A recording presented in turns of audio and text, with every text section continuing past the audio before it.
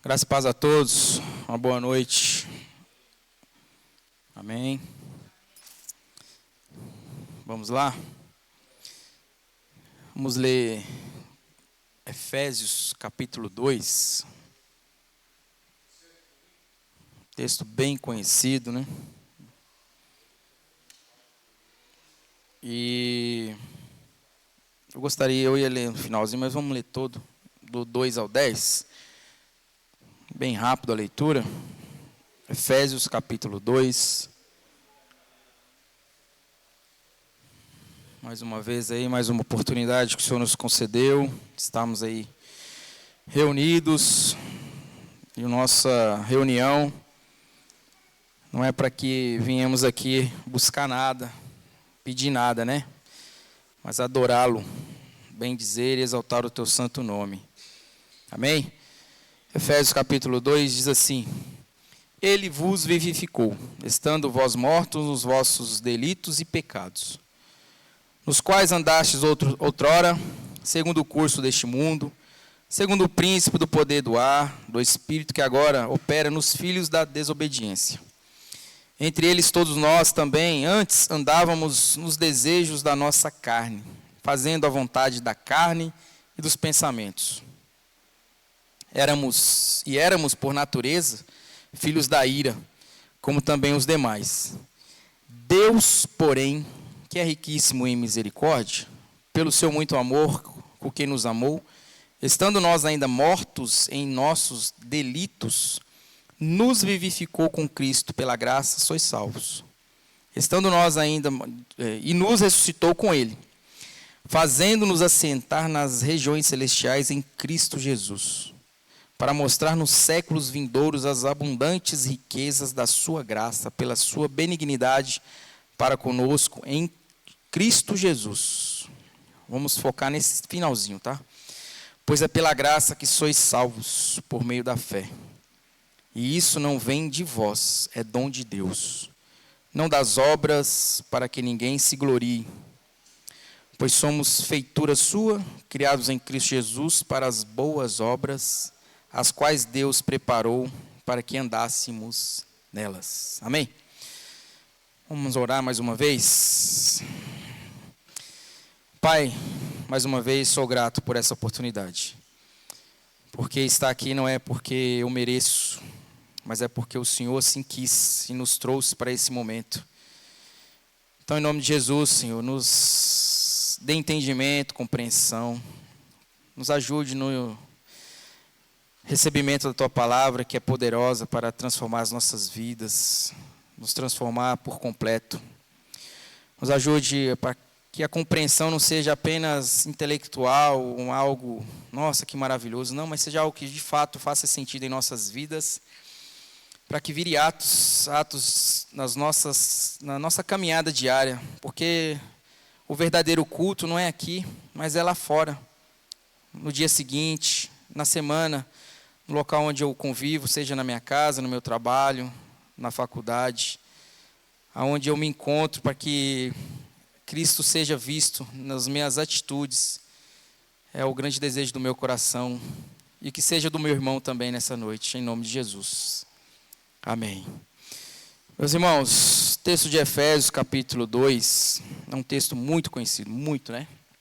A gente ouve muito esse texto, tem músicas, né, louvores nesse texto. Então, ele é muito conhecido no meio evangélico, porém é um texto que, no meu ponto de vista, lendo a Bíblia e conhecendo a caminhada cristã, no pouco conhecimento que eu tenho, eu vejo também que é um texto muito pouco praticado, porque a nossa geração, muitas pessoas, tanto no meio evangélico como fora dele, não entendem a graça como de fato ela é. Não veem a graça como de fato ela é. Porque a graça de Deus, como o próprio texto diz, é um presente que chegou em nossas vidas. Não é mérito meu, não é porque eu sou especial, porque eu falo bem, porque eu venho congregar, porque não é nada disso. A graça é um presente que Deus nos deu, que Ele por vontade dele mesmo. Então, não é difícil nós encontrarmos isso no meio evangélico, das pessoas se acharem especiais, do que elas fazem, daquilo que elas representam, porque eu prego bem, falo bem, porque eu participo, porque eu venho, arrumo a igreja, ou limpo, ou eu trabalho, participo de qualquer atividade, evento, ela se achar que ela é importante e faz aquilo. Não, isso não é algo importante no sentido de que eu sou especial, mas é um dever. A partir do momento que essa graça nos alcançou, nós temos que ter um entendimento do que o que fazemos não é porque sou especial, porque me escolheram para fazer, não, é porque eu sou grato. É uma gratidão que eu represento, que eu devolvo a Deus aquilo que Ele fez por mim primeiro. Porque primeiro Ele veio, o próprio texto falou, Deus, com sua riquíssima misericórdia, Ele nos tirou, Ele nos arrancou do charco de lodo. O salmista falou charco de lodo. Os nossos delitos e pecados. Éramos inimigos e éramos filhos da ira. Mas Ele, por bondade e misericórdia, infinita misericórdia, nos fez isso com nós. Então, não pode mais permear nossos pensamentos, a nossa caminhada cristã, mais esse pensamento de acharmos que somos importantes para Deus, que vamos fazer falta para Ele, porque não vamos. Ele não precisa de nós para nada. Nós é que somos carentes e dependentes dEle. Por isso que a graça é um dom de Deus, é um presente dEle para nós. E o texto de 2 Timóteo 1,9, ele diz assim, que nos salvou e chamou com uma santa vocação, não segundo as nossas obras, mas segundo o seu propósito e a graça que nos foi dada em Cristo Jesus antes dos tempos eternos. Então é algo que já estava programado por Deus.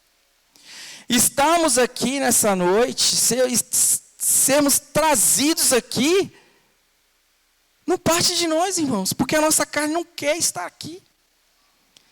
Nós não queremos estar aqui. Talvez se eu perguntar para o irmão, não, eu quero, ele vai ser sincero, mas a carne não quer, ela não deseja Deus. A nossa carne não deseja Deus. Nós não queremos orar, nós não queremos ler Bíblia. Então, até no quadrinho ali, né, ele fala que orar e ler a Bíblia não é quando eu tenho vontade, eu tenho que fazer, eu tenho que ler, eu tenho que colocar o joelho no chão. Então Paulo já, para Timóteo, ele falou isso. Isso é algo eterno, que está na eternidade. Então o homem sabe, em algum nível, que Deus é Deus. O homem sabe. Mas por isso que todos nós estamos condenados. Nós sabemos que Deus é Deus, que Ele nos salvou, que Ele nos redimiu, que Ele nos trouxe, mas nós não queremos viver. Todo homem, todos nós sabemos que a vida não se explica por si mesma. Mas nós vivemos como se a vida não precisasse de um pagamento. Nós vivemos como se a vida não precisasse de darmos um retorno para Deus. Não pelos nossos feitos, nossa postura, ou porque dele precisa que venhamos a entregar a Ele algo que Ele precisa que parte de nós. Não isso. Porque nós recebemos os benefícios, mas não bendizemos a Deus. Respiramos misericórdia, mas não o adoramos. Comemos o pão que Ele nos dá, mas não agradecemos. Recebemos toda a bondade e misericórdia desse Deus, mas não nos voltamos para Ele em gratidão. E passamos anos e anos da nossa vida, irmãos, caminhando sem o entendimento do que é graça de Deus, do que é a bondade e a misericórdia dEle sobre as nossas vidas. E muitas vezes nós retribuímos de que forma? E eu peço que vocês entendam que a retribuição não é eu fazer algo para que eu seja merecedor de... Não é isso. Mas é uma retribuição de um coração grato. Um coração que entendeu o chamado e caminha com perseverança.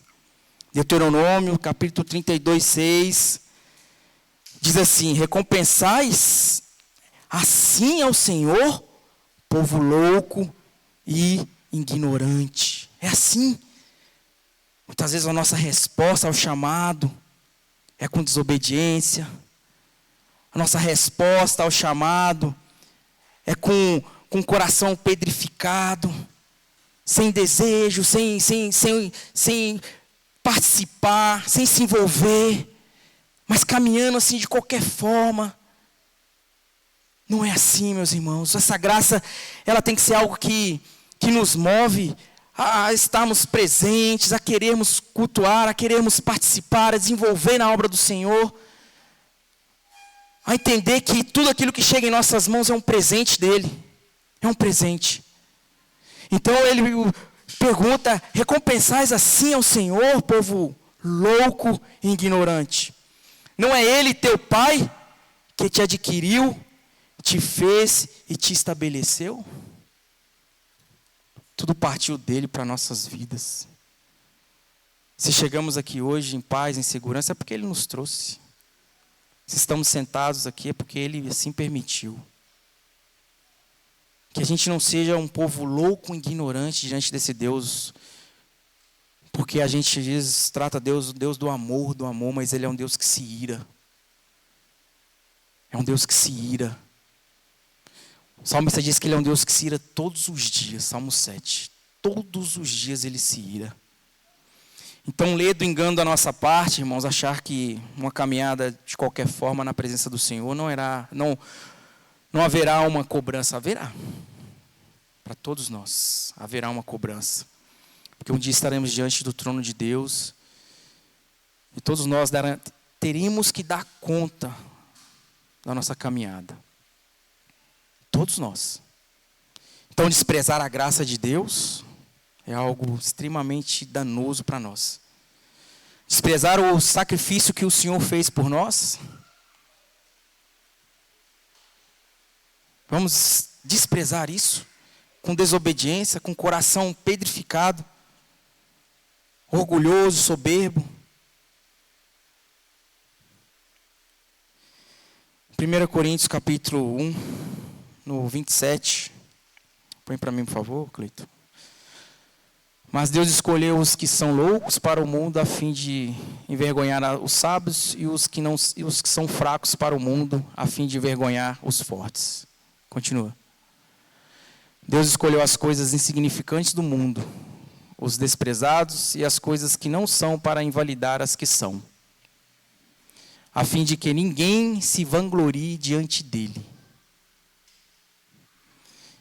É, porém, por causa dele que vocês estão em Cristo Jesus, o qual se tornou para nós sabedoria de Deus, justiça, santidade e redenção. O último para finalizar. A fim de que, como está escrito, aquele que se gloriar, glorie-se no Senhor. Amém? Deus abençoe em nome de Jesus.